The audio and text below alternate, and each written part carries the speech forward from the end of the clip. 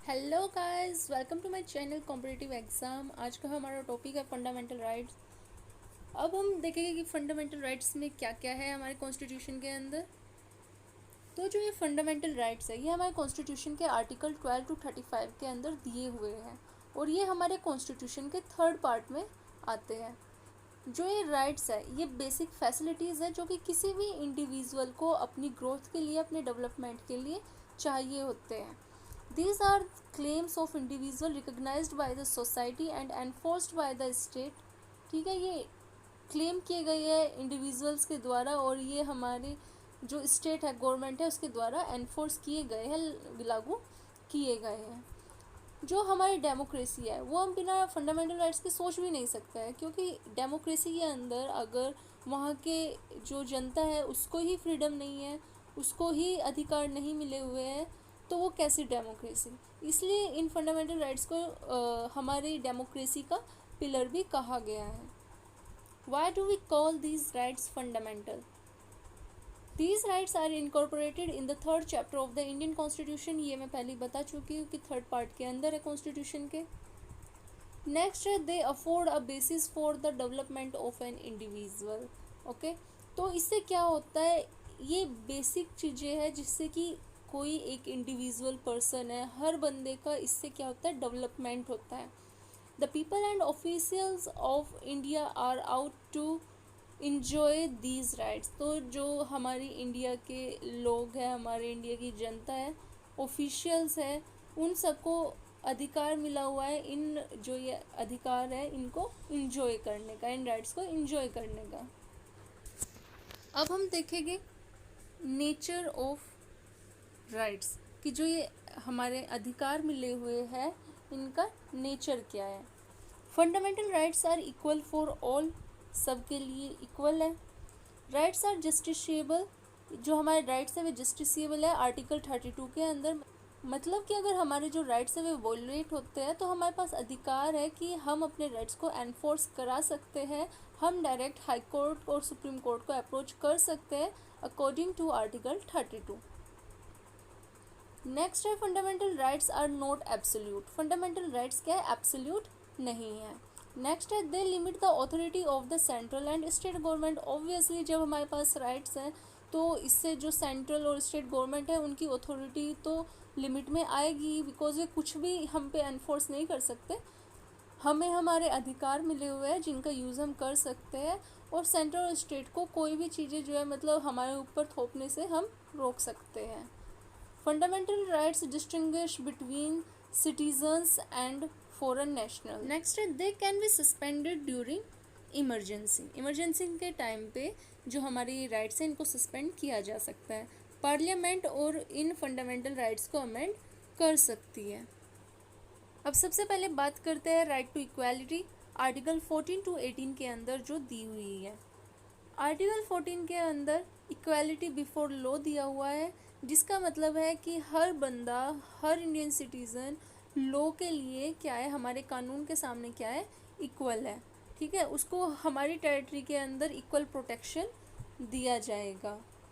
Prohibition of discrimination, ये article 15 के अंदर दिया हुआ है कि किसी भी बंदे को डिस्क्रिमिनेट नहीं किया जाएगा। डिस्क्रिमिनेट मतलब किसी भी बंदे के साथ भेदभाव नहीं किया जाएगा on the basis of colour, creed, sex, caste, anything. Government can't discriminate on any citizen of India. Next है इक्वालिटी ऑफ अपॉर्चुनिटी, आर्टिकल 16 के अंदर आता है। फिर आता है article 17 abolition of untouchability. Next आता है आर्टिकल 18 के अंदर अबोलिशन ऑफ टाइटल्स। टाइटल्स मतलब जिस तरीके के पहले टाइटल्स दिए जाते थे, राजा, अधिराजा, ऐसे ऐसे जो टाइटल्स पहले दिए जाते थे अब ये मान्य नहीं है, इन टाइटल्स को अबोलिश किया गया है।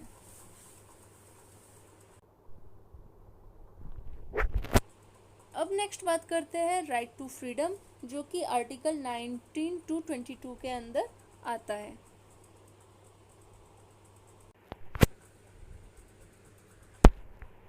राइट टू फ्रीडम में आर्टिकल 19 के अंदर आता है freedom of speech and expression. इसके ही अंदर फ्रीडम ऑफ प्रेस भी आता है, जो कि आर्टिकल 361 ए के अंदर है, जहाँ पे ये कैपिटल ए आ जाता है उसका मतलब है कि वो अमेंडमेंट होके हमारे कॉन्स्टिट्यूशन के अंदर डाला गया है। तो इसके अंदर क्या लिखा है, inserted according to which the press has been given the power to publish an account of proceeding of Indian Parliament। Indian parliament की प्रोसीडिंग्स को जो प्रेस है वो पब्लिश कर सकती है, लाइक राज्यसभा टीवी है, लोकसभा टीवी है, तो ये सब इसी की वजह से है। नेक्स्ट है, right to information is linked to the freedom of speech and expression granted in article 19 in the constitution. Next है, freedom to assemble peacefully without arms. हम जो है मतलब कोई भी इकट्ठे हो सकते हैं, लेकिन हथियार के साथ कहीं पे इकट्ठे नहीं हो सकते। विदाउट आर्म्स हम कहीं भी अपने असेंबली इकट्ठे हो सकते हैं, और पीसफुली असेंबली हो तो कोई प्रॉब्लम नहीं है। नेक्स्ट है, freedom to form associations and union. Next है कि हम कोई एसोसिएशन बना सकते हैं, यानी एसोसिएशन मीन्स कोई ऑर्गेनाइजेशन बना सकते हैं। वो जो ऑर्गेनाइजेशन है वो पॉलिटिकल भी हो सकती है, कल्चरल भी हो सकती है, सोशल भी हो सकती है, राइट।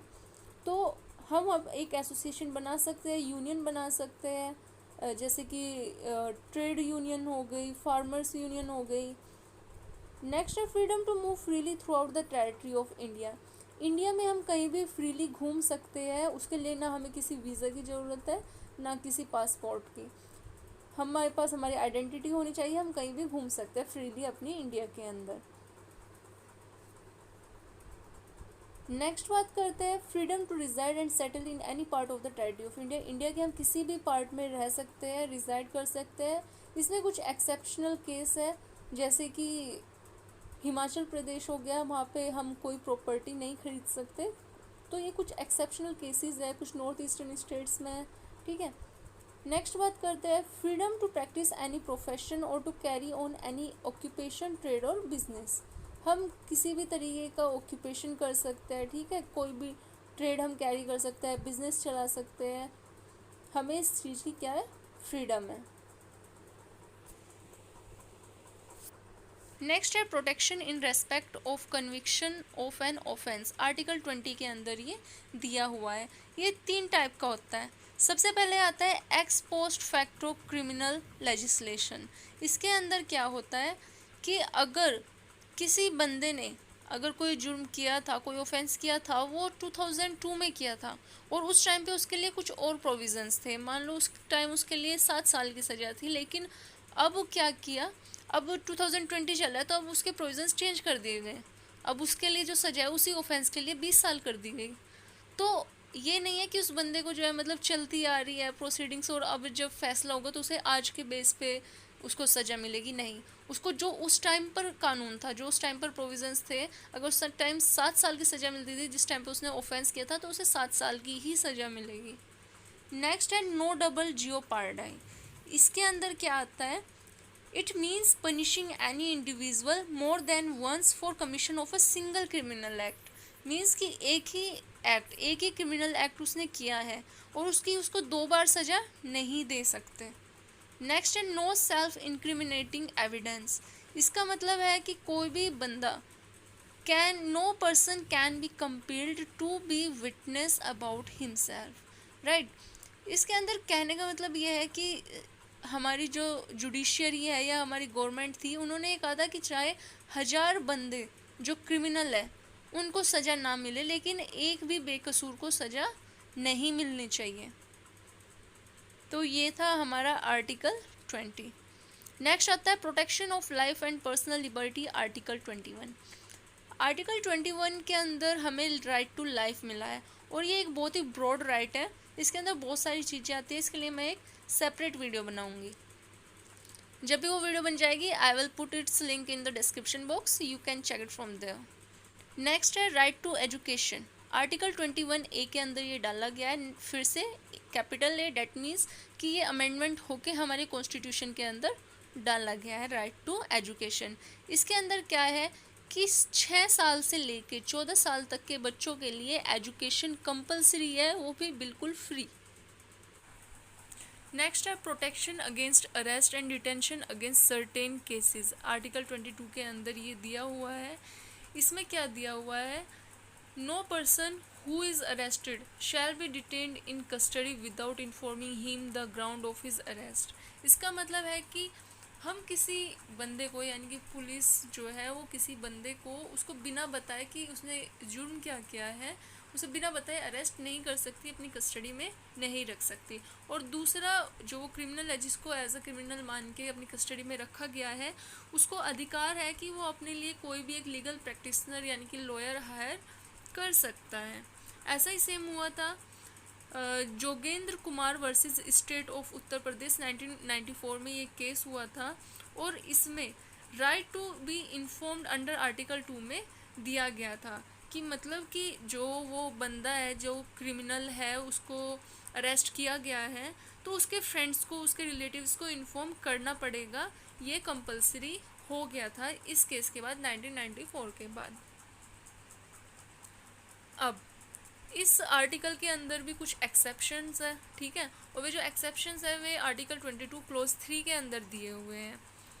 इसमें क्या दिया हुआ है कि अगर कोई बंदा, हमें लग रहा है कि वो हमारी नेशनल सिक्योरिटी के खिलाफ है या फिर वो कोई ऐसी हेट स्पीच दे सकता है जिससे कि जनता भड़क सकती है, तो हम उसको प्रिवेंटिव डिटेंशन लॉ के अंदर उसको अरेस्ट कर सकते हैं, उसको नज़रबंद कर सकते हैं। जैसे कि अभी कश्मीर के अंदर हुआ था, महबूबा मुफ्ती और उमर अब्दुल्ला, उनको नज़रबंद किया गया था। क्यों किया था? इसी कारण से किया गया था कि वे कोई हेटेड स्पीच ना दे, और यही आर्टिकल यूज़ करके 22 क्लॉज 3 यूज़ करके प्रिवेंटिव डिटेंशन लॉ को वहाँ पे यूज़ किया गया था। अब नेक्स्ट है हमारा right against exploitation, article 23 to 24 हुआ है। सबसे पहले आर्टिकल 23 के अंदर क्या दिया हुआ है? Prohibition of traffic in human beings and forced labour, article 23। इस आर्टिकल में ह्यूमन ट्रैफिकिंग और फोर्स्ड लेबर को प्रोहिबिट किया गया है, ठीक है। Prohibition of compulsory service, article 23, इसके अंदर क्या दिया हुआ है कि जो स्टेट है, स्टेट मतलब जो गवर्नमेंट है, वो पीपल को, वो हमारी इंडिया के सिटीज़न को फोर्स कर सकती है कंपल्सरी सर्विसेज के लिए। जब भी कोई हमारे देश को ज़रूरत होगी तो जब भी गवर्नमेंट बुलाएगी, हमारे इंडिया के हर सिटीज़न को जाना पड़ेगा हेल्प के लिए, जब भी वो किसी पब्लिक पर्पज़ के लिए होगा। नेक्स्ट है prohibition of child labour, article 24 के अंदर ये है कि कोई भी चाइल्ड अगर वो 14 की एज से कम है तो उसको किसी भी काम के अंदर नहीं लगाया जाएगा, लाइक फैक्ट्रीज़ के अंदर, माइंस के अंदर, या फिर कोई हजार्डस चीज़ होती है, प्लेस होता है वहाँ पे उनको, जहाँ पे उनकी हेल्थ ख़राब हो सकती है, उनको ऐसी किसी भी जगह पे एज अ लेबर नहीं लगाया जाएगा। नेक्स्ट है right to religious freedom, religion की आज़ादी, आर्टिकल 25 to 28 के अंदर ये दिया हुआ है। राइट टू रिलीजियस फ्रीडम में आर्टिकल 25 के अंदर दिया हुआ है right to profess and propagate any religion.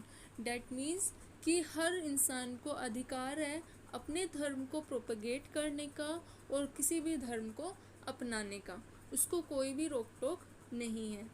Next है freedom to manage religious affairs, article 26 के अंदर ये आता है कि हर इंसान को अपने रिलीजियस अफेयर मैनेज करने का अधिकार है। डैट मीन्स वो कोई भी इंस्टीट्यूशन खोल सकता है, रिलीजियस इंस्टीट्यूशन, जैसे कि टेम्पल्स हो गए, मॉस्क हो गई, चर्च हो गए, गुरुद्वारा हो गए। हर किसी को अधिकार है अपने इंस्टीट्यूशन, अपने रिलीजियस इंस्टीट्यूशन को ओपन करने का, ठीक है। नेक्स्ट आता है फ्रीडम नॉट टू पे taxes for the promotion of any particular religion, ये आता है हमारे आर्टिकल 27 के अंदर।